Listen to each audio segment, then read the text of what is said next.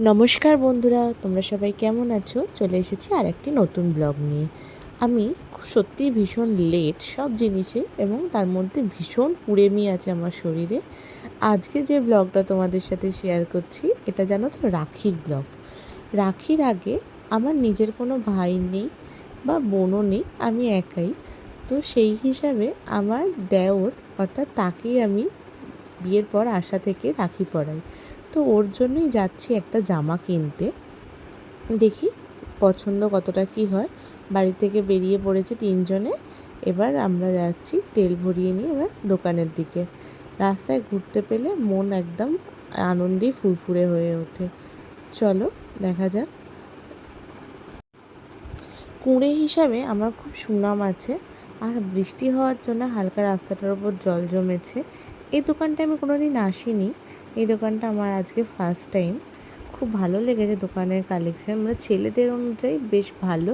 যারা স্পোর্টসের আইটেম খুঁজছো, যারা মোটামুটি সকালবেলা জগিং, মর্নিং ওয়াক বা জিমের আইটেম খুঁজছো, এই দোকানটা তাদের জন্য তো একদমই পারফেক্ট।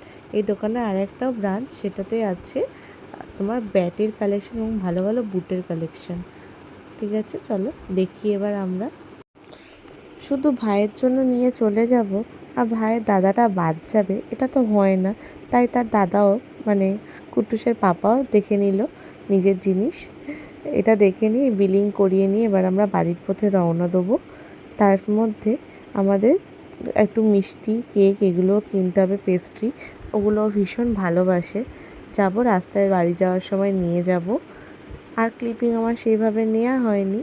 চলো, কালকে আমার কুট্টুসেরও কিন্তু ফার্স্ট, এটা তার রাখি বলে কথা, তারও রাখির একটু সাজগোজ করাতে হবে কালকে।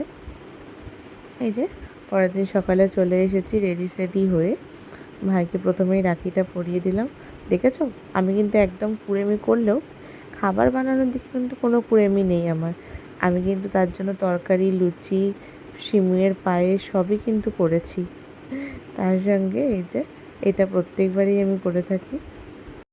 কুট্টুসের দিদুনের ভীষণ মন খারাপ, ওর দিদুনের প্রচণ্ড ইচ্ছা ছিল এবারে তাকে রাখি পরাবেই, কিন্তু বাড়ির ডিস্টেন্সটা এতটাই অত্যধিক আমাদের যে আমার তো আর যাওয়া হয়নি ওখানে।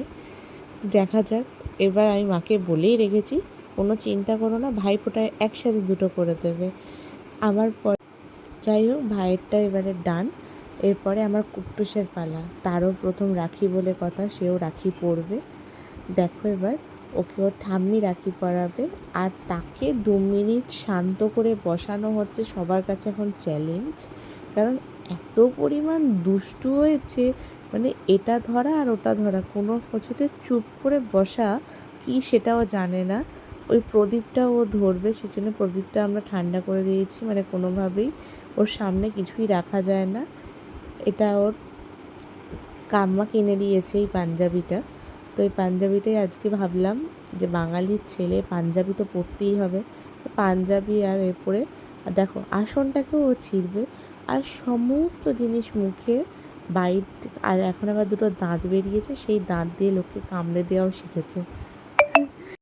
ঠাম্মি ওকে কোলে ধরে কোনোভাবেই কিছুতে রাখতে পারছে না, যে কপালে একটা টিপ দেবে, একটু আশীর্বাদ করবে, সেইটুকুও উপায় ওকে নেই। কোনো রকমেই হাতে রাখিটা পরানো হয়েছে। চলো আজকের মতো টাটা। তোমরা বলো এই নতুন ব্লগটা আমার কেমন লাগলো। তোমরা অবশ্যই বলবে তোমাদের বাড়িতে রাখিতে কী কী আনন্দ হয় আর কী কী আয়োজন হয়, তার থেকেও বড় জিনিস। আমারও মোটামুটি 4 বছর ধরে রাখিটা খুব ভালোই কাটছে। আমি আবার ফিরবো নতুন আর একটি ব্লগ নিয়ে।